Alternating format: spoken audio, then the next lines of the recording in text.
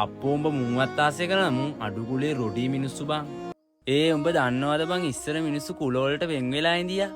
ඔව් බං අපේ සීයලා කාලේ ඔය වගේ කතාවක් තිබ්බා. ඔබ දන්නේ නැති වුණාට සීයලා කාලේ නෙමෙයි දැනුත් ඔය කුල ભેද තියෙනවා බං.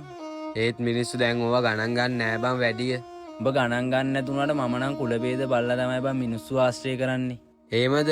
උඹේ කුලය මොකද්ද බං එතකොට? උඹ හිතුවද අපි අඩු කුලේ මිනිස්සු කියලා? අපේ පරම්පරාවම හොඳ කුලේ මිනිස්සු බං.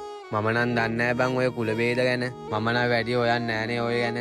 ඒ වුණාට බං මිනිස්සු ආශ්‍රය කරනකොට පොඩ්ඩක් කුල ભેද හොයලා බලලා ආශ්‍රය කරා. හරි ඉතින් උඹ කියන එකක් තමා. අර සුපුණත් එනවා බං මේ පැත්තට. අප්පෝ උඹ මුන්වත් ආශ්‍රය කරන මුන් අඩු කුලේ රොඩි මිනිස්සු බං. මචං කොහෙද බං උඹ යන්නේ? මං තාත්තට උදව් කරන්න වත්තට ගියා බං. උඹට මං කිව්වනේ මුන් වතු වල වැඩ කරන රොඩි මිනිස්සු කියලා. ඇයි බං උඹලා කුලයක් අල්ලගෙන මාව පහතට දාලා කතා කරන්නේ? පාතර දානා වගේ තමා උඹලා අඩු කුලේ මිනිස්සුනේ බං. ඒකට මම මොනවා කරන්නද බං? ඒක මගේ වරදක් නෙමෙයිනේ. ඒක උඹේ වැරද්ද නෙමෙයි උඹලා පරම්පරාවේ වැරද්ද. අපිත් පොසත් වෙලා ඉපදුනා නම් කවුරුත් ඒ කුලමල්ල බෙද බලන්නේ නැහැ බං. උඹලා කොච්චර පොසත් වුණත් වැඩක් නැහැ බං. රොඩි මිනිස්සුම තමා. පව් බං එහෙම කතා කරන්න එපා බං. උඹට තව එකක්.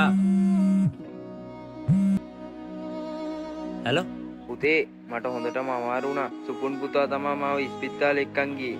මොකද්ද වත්තේ සුපුණා? ඔව් පුතේ ඉක්මනට ගෙදර එන්න. හරි තාත්තේ මං ගෙදර එන්න.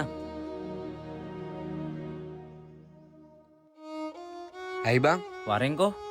අපේ තාත්තට පපුවේ අමාරු වැඩේ වෙලා මේ සුපුණ තමයි බං හොස්පිටල් ගිහිල්ලා එක්කන් ඇවිල්ලා තින්නේ. මම ඒකනේ කිව්වේ වරෙන්කෝ සුපුණත් එක්ක කතා කරන්න.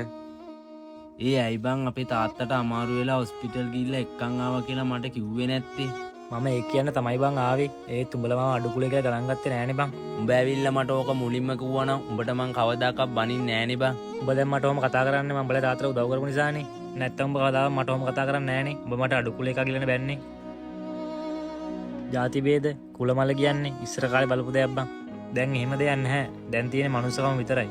අඩු ඒක නම් ඇත්ත බං. උඹ අපේ තාත්තට උදව් කරපු එකට ගොඩක් පිං. මට සමාවයන් උඹට අඩු කුලේ එකා කියලා බැන්නට. උඹට නොතේරුණාට උඹ මට රොඩිය කියලා බැන්නාම මට ගොඩක් දුක හිතුණා බං. ඒ වේදනාව උඹලත් කවදා හරි දැනෙයි. මං ගිහිල්ලා එන්නම් බං. මිනිස්සු ආශ්‍රය කරනකොට පොඩ්ඩක් කුල ભેද හොයලා බලලා ආශ්‍රය කරා.